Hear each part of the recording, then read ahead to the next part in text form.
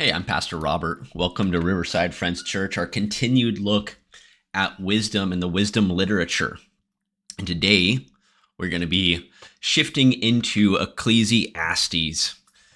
And I want to start with maybe some questions, maybe like questions around how do we become happy? How do we find fulfillment? That's going to be a kind of the theme of this verse, or the theme of this sermon. Is it through hard work? Like if I work hard, will things work out for me? And maybe if I become like the best in the world at my particular thing, then I'll be fulfilled, right? What if I pursue wisdom? What if I become the wisest person in the world? Then will I be fulfilled? And what if I come to all the pleasures? What if I commit to all the pleasures the world may offer? Then will I be happy? Will I find fulfillment when I fulfill my every whim and desire? These are the questions from Ecclesiastes 1 to 2, chapters 1 and 2 this morning. And the book of Ecclesiastes, it fits in the narrative line of wisdom that we've been studying for the last 10 weeks. Proverbs says, try this, it works. And Job responds back and says, I did, and it doesn't. And now we come to Ecclesiastes, the final full book of wisdom. And Ecclesiastes, as we will see, has long been attributed to Solomon. But scholars recently have rethought that, and primarily because the text says it wasn't Solomon. We're going to see that when we come to Ecclesiastes chapter 12. Most scholars think that Ecclesiastes was written 600 years after Solomon, and it's using a well-known literary technique of attributing a writing to somebody old and powerful. And the original audience would have understood this intuitively. It is partially written from like Solomon's perspective because of what it offers. And so the book of Ecclesiastes, it offers a harsh critique of society. And this book is political satire. It tells jokes that are about the culture. It jokes about the cultures in ways that are very true. And so this morning, we're going to be examining Ecclesiastes 1 and 2. The first section is an examination of like human success and what does it mean for people to flourish or people to find fulfillment. And this is where the brilliance of using Solomon as the narrative author comes in. Solomon was a man, if you'll remember, who was called the wisest, if you remember his time with God. Also remember, he had hundreds of wives and concubines and an unlimited supply of wealth. So using him as the narrative author shows the futility of trying to find fulfillment. Like think about this. If Solomon, who has every available resource, every resource anybody could ever want, and if he can't find fulfillment in secularism, in wisdom, or in pleasure, then maybe we're looking in the wrong places. And so that's why Solomon is the author here, or is listed as not the author, but we're going to go into that. So the point of today's message is we're going to introduce the book of Ecclesiastes, and we're going to look at like the futility of trying to find fulfillment in like secularism, in wisdom, or in pleasure. And these are the 3 points that I'm going to make. So let's take a look at Ecclesiastes chapters 1, verse 1 to 2:22. Here's how it begins. The words of the teacher, the Kohelet, son of David, king in Jerusalem. So let me start here. The word translated here, the word teacher here in the NIV is the Hebrew word Kohelet. And it means teacher, yeah, but it has the sense of an orator. It is a teacher who stands in front of a crowd telling them things. It's not a teacher in the sense of like, oh, hey, we have these students. It's more of like oratory. This person is standing in front of a big crowd. The crowd's gathered to hear this person, and now he's going to speak to them, kind of like what I do. So the orator stands up. So if you can imagine this, right? You can imagine like there's a street corner. You can imagine a stage where the orator stands up and he says the words of the orator, the son of David, king in Jerusalem. And so what we hear, like when we read this, we go, oh, this is Solomon writing. But what's happening in Hebrew is, oh, this is an orator standing up and saying, I'm pretending to be Solomon in this moment. And the audience who first heard it, somebody spoke it to them. knew like this wasn't Solomon. This is a guy on stage acting as Solomon. And so as Solomon, he continues on. This is Ecclesiastes chapter 1, verse 2 to 3. It says, meaningless, meaningless, says the teacher, utterly meaningless. Everything is meaningless. What do people gain from all their labors at which they toil under the sun? The word meaningless here in our NIV comes from the Hebrew word havel. Havel has the sense of being a mirage. It is mist or dew that vanishes in the morning. In some places, it gets translated as breath. Psalm 39:5 says, surely everyone stands as a mere breath. Job. This is a quotation from Job, because Job says in Job chapter 7, everything is havel. And so like we get this in this first line, we see, oh, Ecclesiastes is borrowing from Job here. And so it's kind of in that same line. If you've been around a while, you've been following our sermons for a while, you're kind of going to know what that means. The point that I'm making here is that what Proverbs does, the book of Proverbs, is a book written from a son to his father, from a father to his son, to say, hey, here's the way you ought to live your life. Try it, it works. But it's very childlike in its wisdom. It is very like simple. It says, oh, do this and this will happen. And we know like it makes promises that say, if you do good, you'll get good. And if you do bad, you'll get bad. But like as adults and with like adult-like faith, we kind of know that doesn't always happen. Like we know good people who suffer and bad people who prosper. And Job calls that havel. Job responds back. And Job, as somebody who is a good person who suffers, he says, this is all meaningless. It is all havel. And so then the orator here in Ecclesiastes picks up that same point. So he's introducing us into this like line of text that says, oh, hey, this is the same thing you've been hearing. The point that the orator is making here is that everything is fleeting. That's what havel means. So when he says utterly meaningless, everything is meaningless. Everything is havel. What do people gain from all their labors at which they toil under the sun? Like we work hard, we work under the hot sun, and what do we gain? You ever look at your bank account and just after payday and go, okay. And you're like, okay, we're making some progress. And then you look again after paying your bills and it's like, what happened? It's like a mirage that vanished, dew that melted in the sun. What did we gain? And the word gain here in Ecclesiastes is the word yithron. Yithron. And this word was coined in Hebrew by people spread out during the exile. If you remember, like there's this time when the Babylonians come, they conquer Israel, and the people are spread out all over the Greco-Roman world. And so like during the time the Greek Ptolemies were ruling over the Israelites, the book of Ecclesiastes is written. And culturally, there was like a push to become more like the Greek people, be more like the Greek people. And yithron was this buzzword at the time, and it meant success. And it was the idea that was like coined among these Jews becoming Greeks to express their aspirations to take advantage of the new opportunities.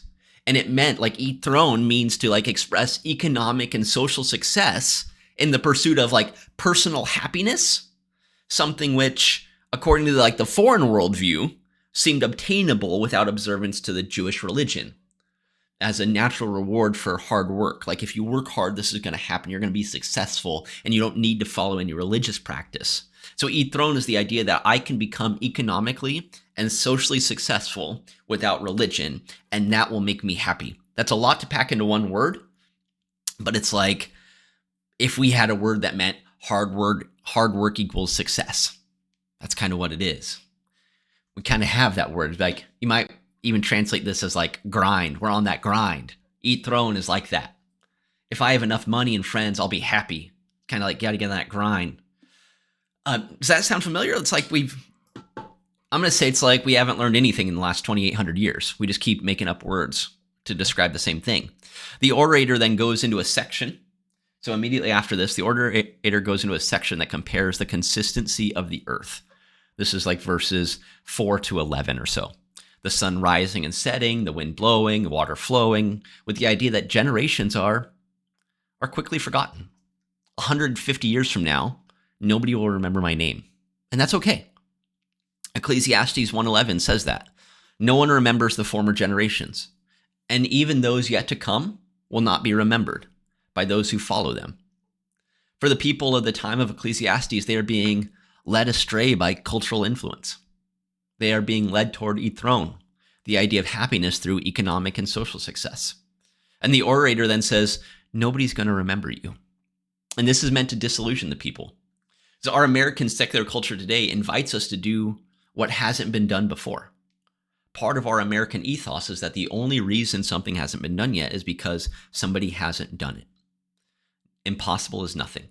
You can be the one to create the next big thing. And then you will have the money and the social circle. You can be the next Jeff Bezos or Mark Zuckerberg.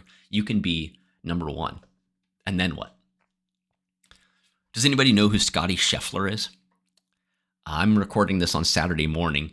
Scottie Scheffler, he's the number one ranked golfer in the world. He placed fourth at the Masters a few weeks ago. He won the PGA Championship this May. And he's currently playing the Open this week, this Saturday morning when I'm recording this, and he's leading the Open. We'll see where he's at tomorrow morning. After taking 8th last week in the Scottish Open, it had a $9 million prize pool. He gave this interview. And I want you to listen to this interview. And I want you to listen to how he feels now that he's the number one golfer in the world. And so this was a 5-minute answer shortened down by SportsCenter to 2 minutes, or for like a minute and 15 seconds. So you're going to see an SC pop up. And if you're just listening in on podcast, you're going to hear like a little sound. They're just changing scenes and cutting down the 5-minute interview into a minute. Take a listen. Is it great to be able to win tournaments and to accomplish the things I have in the game of golf? Yeah. I mean, it brings tears to my eyes just to think about, because it's literally worked my entire life to become good at this sport, and to have that kind of sense of accomplishment, I think is a pretty cool feeling. You know, to get to live out your dreams is very special. But at the end of the day, it's like, I'm not out here to inspire the next generation of golfers. I'm not here to inspire somebody else to be the best player in the world, because what's the point? You know, this is not a fulfilling life. It's fulfilling from the sense of accomplishment, but it's not fulfilling from a sense of like the deepest, places of your heart. There's a lot of people that make it to what they thought was going to fulfill them in life, and then you get there and all of a sudden you get to number one in the world, and then they're like, what's the point? Showing up at the Masters every year, it's like, why do I want to win this golf tournament so badly? Why do I want to win the Open Championship so badly?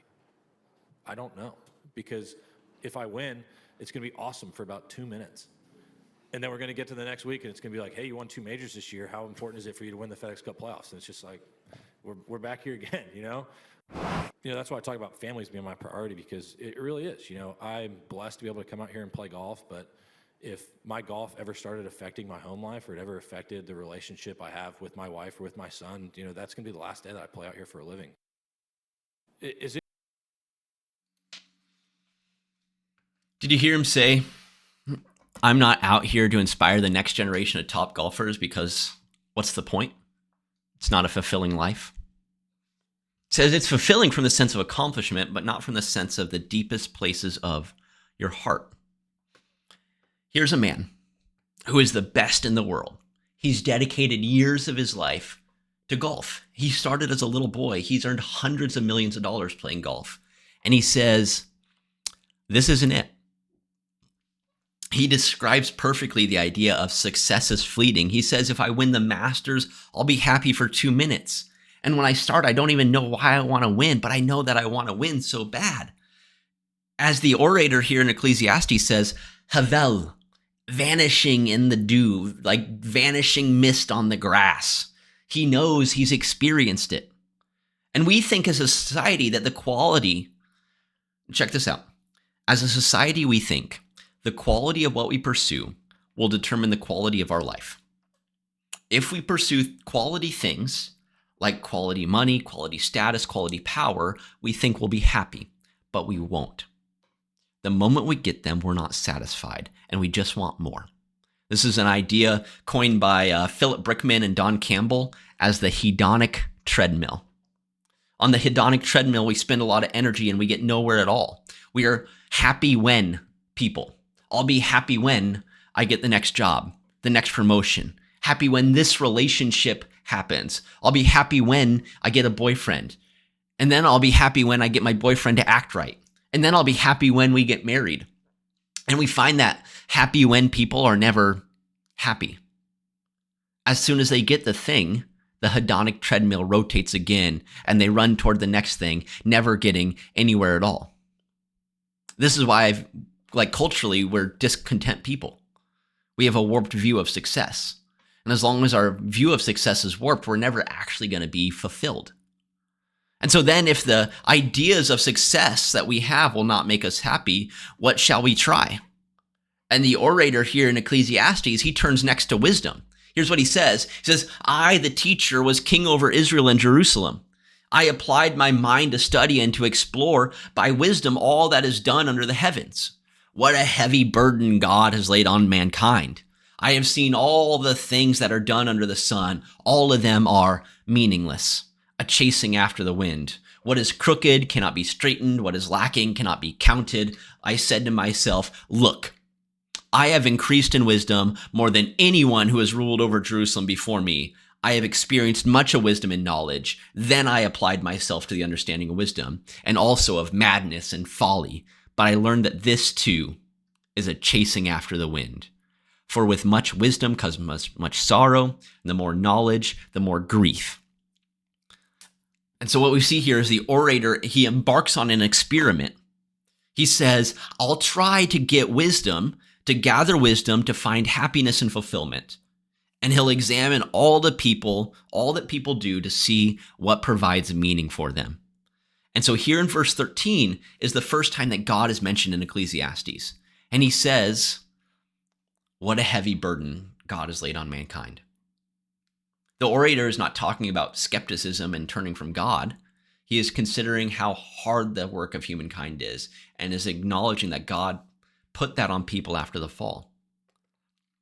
So Genesis 3, that's what we get from Genesis 3, where we see to the woman, God said, hey, your childbirth is going to be very painful now. And to the man, he said, your work is going to be really hard. By the sweat of your brow, you're going to plow the fields, and all you're going to grow is thorns and thistles. And the orator, he points out how hard people work to survive and how for all their hard work, they never seem to get ahead. And when he sees their hard work and God putting the hard work on them, he's not skeptical. It's just the way it is. It is what it is. People work hard and get nowhere. And he presents the relationship between God and people as one of work. And exploring the relationship between God and people will be a key theme through the book of Ecclesiastes. How do God and people relate to one another is going to be a key theme throughout the entire book. And the orator says in verse 16, I have more wisdom than any king over Jerusalem and have much experience and knowledge. And after applying himself to wisdom and also to madness and folly, he finds that none of it mattered. None of it mattered. The orator's experiment does not fail for lack of trying or lack of resources. He had everything at his disposal, intellectually and materially, and he still failed to obtain success. Our endeavors should also be measured with regard to how our achievement makes us feel. Emotions are important, and true success should lead to real happiness.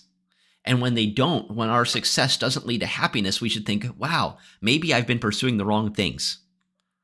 Have you ever met somebody who is always running a scheme? Some of you in here are this way. They're always running a scheme of some sort. So I had a friend in high school who was like this, Bryce. I'm not going to name him. He was constantly scheming on how to get ahead. He's one of those guys that if he had put in as much work doing the work as he did scheming, he would have been really successful. Instead, he spent more time trying to figure out how do I scheme and cut corners around this than it would have taken him to just do the work. He's always trying to figure out a shortcut to everything. So back then, Pokemon cards were huge. They were massive. And so you would buy the pack of 8 cards or whatever, and there was usually only one really good card in there. There would be one card that was worth anything. And it was almost always the last card in the pack. They'd put it in the very back. And so what Bryce would do is Bryce would go to Walmart and he would pick up like 8 packs of cards. He'd pick 8 packs and he'd go to an aisle and he would carefully open all the packs. You could pull the edges and the glue would come undone without ripping any of the foil, any of the covering, any of the plastic around it. And he would pull out all the good cards and he would put them into one pack. And then he would pinch the glue back closed and buy that pack. And he would put the rest back. And so he's got all the good cards in one pack and he just puts back all the other 7 packs or whatever. And he goes and buys that one. Why he didn't just steal them, I don't know. He's a schemer. He's trying to cut corners. All of us, his friends, thought, wow, that's so smart. And it didn't take long before Walmart caught him and he owed like Walmart thousands of dollars. All of my friends that stole Pokemon cards got caught. Do you know how many of them sold their cards for massive amounts of money? None. They don't even collect them anymore. They got juvenile records for cardboard that doesn't matter. It didn't make them fulfilled. It didn't do anything for them. It was dumb. Here in the text, the orator says he's looked around for wisdom and found it, and it didn't matter. Like Job, who followed Proverbs and wisdom and still suffered, it didn't matter. Like my friends who, for all their crafty ways of mischief, it didn't matter. All of it is havel, a chasing after the wind. It's a vanishing mist. So hard work and things or status will not lead to fulfillment. Neither will wisdom. Neither will cutting corners. So what then? What's left? The orator turns to pleasure itself. Perhaps feeling good leads to fulfillment. This is Ecclesiastes chapter 2, verse 1 to 11. I said to myself, come now, I will make a test of pleasure. Enjoy yourself. But again, this also was vanity. I said of laughter, it's mad, and of pleasure, what use is it? I searched with my mind how to cheer my body with wine, my mind still guiding me with wisdom, and how to lay hold on folly until I might see what good for mortals to do under heaven during the few days of their life. I made great works. I built houses and planted vineyards for myself. I made myself gardens and parks and planted in them all kinds of fruit trees. I made myself pools from which to water the forest of growing trees. I bought male and female slaves and had slaves who were born in my house. I also had great possessions of herds and flocks, more than any who had been before me in Jerusalem. And I also gathered for myself silver and gold and the treasure of kings and of the provinces. I got singers, both men and women, and delights of the flesh, and many concubines. So I became great and surpassed all who were before me in Jerusalem.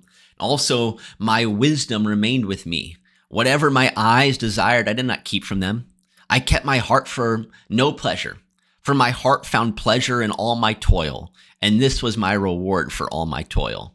Then I considered all that my hands had done, and the toil I had spent in doing it. And again, all was vanity, all was havel, a chasing after the wind, and there was nothing to be gained under the sun. So this describes a man who has tried every pleasure imaginable, and there is nothing to which he has said no to himself. And this is meant to be funny. It is funny. To an audience that is under the grip of a foreign nation and are ruled by leaders who are hedonistic, this is funny. It is comedy that makes light of the tragic situation which the nation finds himself. Solomon is often seen as the ideal king, and yet here he is mocked, and his heart is found wanting. And for all his wives, his gold, his architecture, his pleasure, his heart is empty. And so it's funny in a very tragic way. And so this text invites us to consider Solomon, the richest and wisest person in ancient Israel. He had 300 wives and hundreds more concubines. And if we're going to think about this text in today's context, perhaps this text invites us to consider Donald Trump. He was born incredibly wealthy. He has maintained a higher level of wealth than all of us put together. And he travels in some of the most elite and exclusive circles in the world. There is some parallel between Trump and Solomon.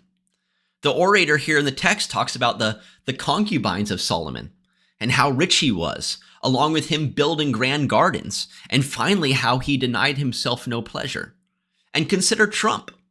President Trump has had 3 wives and famously cheated on his current wife with a porn star. He has a golden bathroom.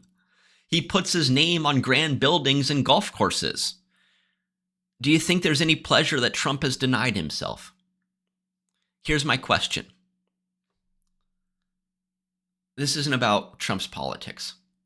I want you to think about this. When you hear Donald Trump talk, when you hear him speak, do you think he's happy? Have you ever heard Trump laugh? I can't recall Trump laughing. All of his press releases have him scowling at worst or staring down the carpet at best. And he strikes me as a deeply unhappy man. He is one of the wealthiest people imaginable. His social circle is elite. And as president, he might be the most powerful person on the planet. And yet he strikes me as deeply unhappy. This is not to speak about his politics. He has always been a man known for seeking out pleasure. There's tabloids going back to the 80s and early 90s that talk about this. Think what you want about his politics. And I hope you do. I hope you think deeply and theologically about his politics. This point I'm making, though, is about his happiness, his fulfillment. And he strikes me as somebody who is deeply unhappy and is deeply dissatisfied. If Donald Trump, who has denied himself no pleasure, is unhappy, why do we think that we would be happy if we sought pleasure? And that's the point the orator is making here in Solomon.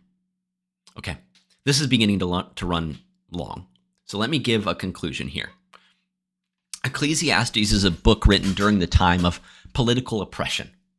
It was written to challenge the ideas and to be subversive to the dominant narrative of the day, that we can find happiness and fulfillment through obtaining wealth and status. That if we only use wisdom, then things will work out well for us. And finally, pleasure ought to be sought out, because obviously if we seek pleasure, we'll be happy. And none of these are true. Instead, they are like what Scotty Scheffler said. They last 2 minutes and then we get right back on the hedonic treadmill.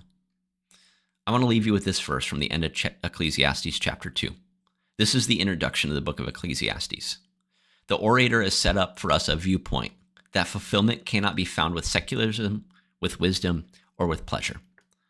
And he concludes the introduction to Ecclesiastes at the end of chapter 2, and here's what he says. For to the one who pleases him, God gives wisdom and knowledge and joy. But to the sinner he gives the work of gathering and heaping, only to give to one who pleases God. This also is vanity and a chasing after the wind. Is your life fulfilling? Have you found the deepest joys that last a lifetime, or are you constantly chasing after the next thing? Is your happiness seasonal? Here for a moment and gone the next. If not, our scriptures say that comes from God. He gives it as a gift to those who please him. And so if you want to enter into that space where you please God, into the space where being with him is enough for you, I want to ask you to enter into some worship. Because here's what I believe. God is most satisfied in me when I am most satisfied in him. God is most satisfied in me when I am most satisfied in him. And that when I can find my satisfaction in God, that is something that cannot not last, that will last. Because he is infinite, his joy is infinite. And so we go into worship to please God, knowing that it is with him alone that our hearts will be full. Worship is what pleases God. And our verse here at the end of Ecclesiastes says, for the one who pleases him, God gives wisdom and knowledge and joy. And so we go into worship to say, we want to please you, Lord. And we believe that in doing so, we will find fulfillment. Let's pray. Heavenly Father, we want to take a moment and ask that you would just help fulfill us. As we worship you, would you help to fulfill us? We want to take a moment and ask this in your name, Lord. Amen.